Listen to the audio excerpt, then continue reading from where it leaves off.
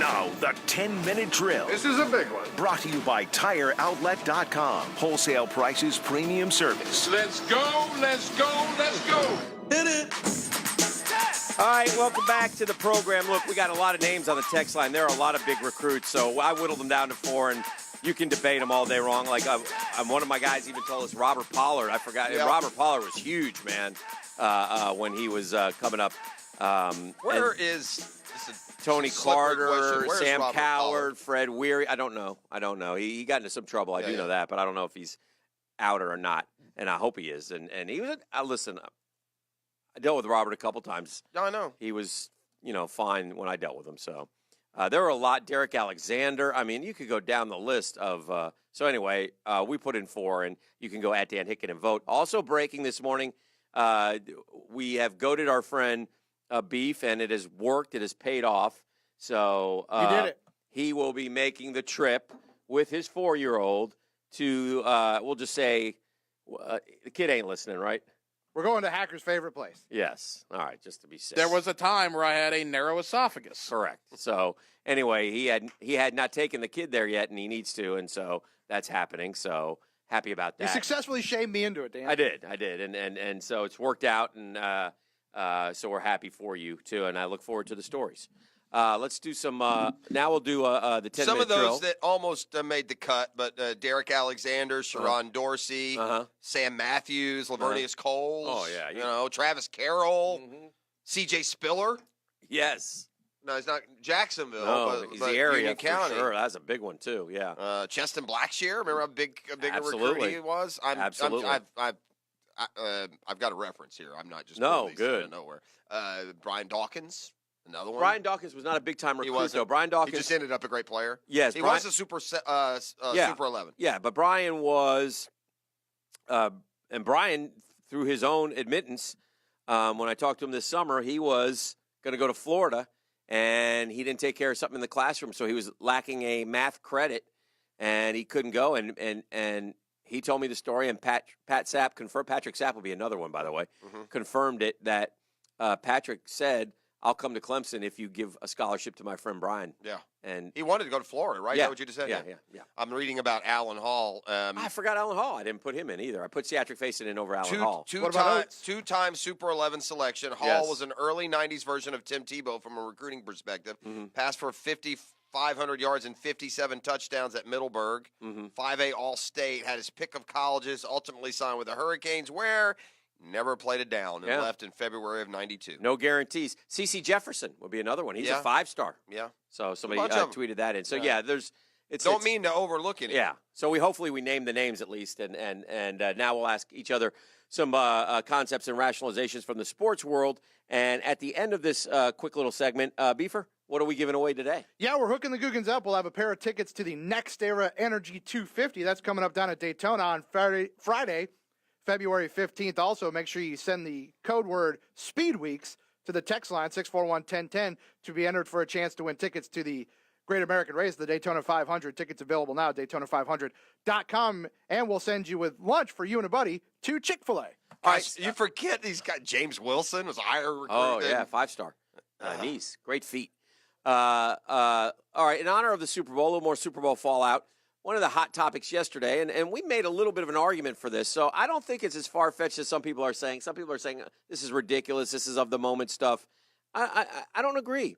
And so I want to get your thoughts on it. But Julian Edelman, his Super Bowl MVP that he added to his resume, is he a possible Hall of Famer? And everybody, a day later, people are like, you're out of your mind. He's not. He's 148th all-time in receptions behind, Frank Wycheck and Frank Sanders. That's bigger than that. Well, he's 32 years old. So let's say in 3 more years he gets another 250. So let's say he ends with 750 receptions, because that's a little bit more, and if he ends with 750 receptions, then he's up in the mid-30s. He's 35th, 36th. But my only point was, and let's also say that there's no slowing down the Patriots, and he gets in the postseason, and he's going to end up. He may not. I haven't seen the difference. I know he's number 2 all-time in receptions, number 3 all-time in yards. Let's say he ends up behind Jerry Rice, but let's say he has another couple big postseasons. Where are you going to feel then? I mean, listen, this is a dynasty of the Patriots, the greatest dynasty in the history of the NFL. They've got Ty Law, Bill Belichick, and Tom Brady. There are others that are going to make – go look at the Steelers of the 70s. How many did they get in for winning 4? Gronk also will be a Hall of Famer. So sure. And Vinatieri probably will be a Hall of Famer so. at some point. If you're going to put a kicker in, and they have, yes, you're going to Jan put him in. Stenerud, right? Yeah.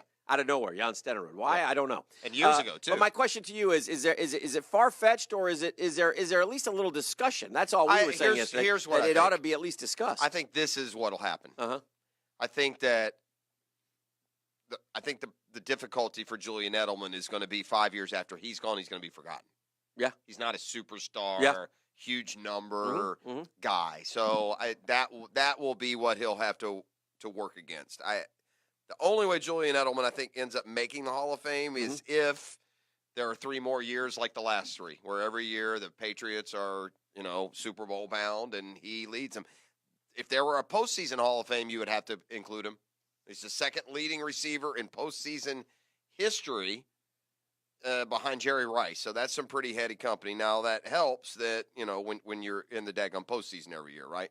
Yep. All right, I got a couple narratives that I've listened to, and I can't bite my tongue anymore. First, a local one, and I've read this mostly locally from the various outlets. And, I mean, everyone's entitled to their own opinion, but to say that the Patriots Super Bowl win verifies the Jaguars' strategy is that's apples and oranges to me. Okay, why? Because they have Tom Brady and Bill Belichick, and they don't win games by playing defense and running the football. Right. They won one Sunday playing that way. Did we not watch the Kansas City game? And here's why they had 157 yards rushing against Kansas City and the San Diego Chargers of Los Angeles. I don't know, because they were up. And so they're running the football.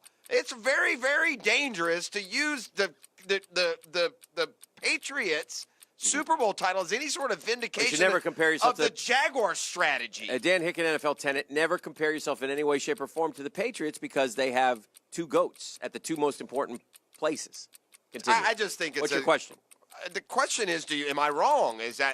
Should I not be frustrated? I find that the similarities between the Patriots and the Jaguars to be 0.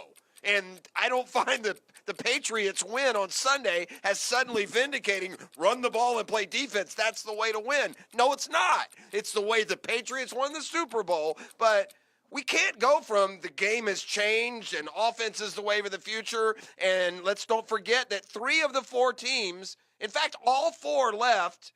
All right, and the Final 4 were the 4 high-scoring teams in football. Also correct. So not run the ball, play defense. This tells you the Jag style will work. No, it won't. Okay, well, you won't win enough games. Let me tell you guys what will make the Jag style work, and I think this has been lost a little bit, and I don't think we bring this up enough. And this would be my response to you, Jeff Prosser, in this 10-minute drill. I submit the name Tom Coughlin.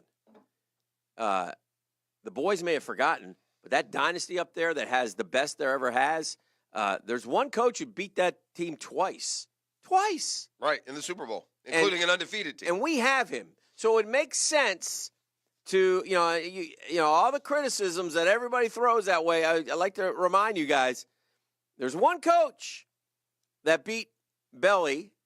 It was Doug Peterson, and then Tom Coughlin beat him twice, and that's it, man. Yeah. No, I get that. I think that's the guy you want to rely on. That's the guy you want to ask advice. That's the guy you want to, and Belichick, with his win, replaced Tom Coughlin as the oldest oldest coach to win a Super Bowl. Yeah. I mean, listen, I'm not saying that listen, to win a title, you got to be able to play some defense and run the ball. I'm not saying that. But to compare the Jaguars' strategy to a team that has Tom Brady is nonsensical to me. I mean, put Blake Bortles on the Patriots and let me know how the Super Bowl goes. Hey, where do you want? No offense to Blake, I'm just saying he's the Jags quarterback. Where do you want Anthony Davis to wind up, and where will he wind up?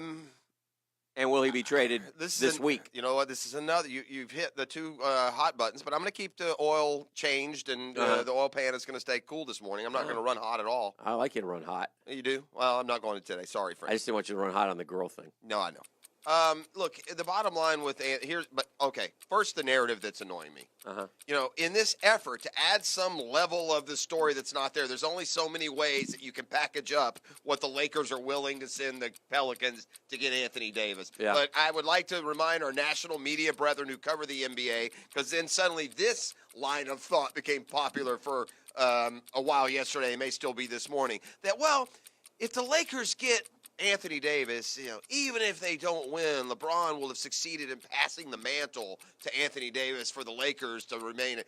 LeBron don't give a crap about the Lakers' legacy. LeBron wants to win. He's not going to be content with just if they bring in Anthony Davis and they don't win, well, that's fine because he's passing the mantle. So that annoys me. I do think Anthony Davis will end up with the Lakers, but it may not be until the 2020 offseason. Because you want to wait and see what the Celtics can, if the Celtics put Tatum on the books. He's going to become a free agent, and he's not going to sign long term with. Oh, you don't think? I think the Pelicans are going to trade him. Listen, if they trade him, he's going to become a free agent in next offseason. Oh yeah. He gave a list of 4 teams that he would sign with, and one of them was the New York Knicks. Yeah. Oh, was it? Yeah. Unfortunately, they traded Porzingis already. They're so only asset. Make room for AD, Kyrie. KD. Oh, did they end up putting the Bulls on? I saw the Bulls finally get mentioned. No, the Bulls have no mention. But the Bucks did. Yes. Yeah, I don't understand the Bulls. It's clear one thing here. Anthony Davis is picking guys he thinks he can win with. He's not going to market size. He picked Giannis. He picked New York. I don't know why he would go to New York. Well, that's because these guys all talk, and he thinks that KD and Kyrie will go there. Or he did it before. We know what he is. He's a unicorn. Because he had to know. Special. He had to know that if he were to go to New York, then New York would have to give up Kristaps. Yeah, but this is a new list, isn't it? Yeah, this is his 4 teams he would sign an extension with. Yes. All right, I have one more. That's what I'm saying. He would have known that, you know. I have one more NBA talk real quickly, but quick. I watched, attempting to watch with a straight face. Is there anybody who's been more softened and gone from dislike to like than Kobe Bryant in the history of the league, by the way? I mean, since he retired, Kobe's like Mr. Nice Guy. Everybody loves him. They forget what a surly so-and-so he was for most of his career. But I seriously got Kobe Bryant on in an interview yesterday, I think with Rachel Nichols. Mm-hmm. Yeah, on the jump. Telling me that the Rockets can't win with the style of basketball that James Harden's playing. And I'm thinking to myself, you mean the exact way you played for 10 years? Right?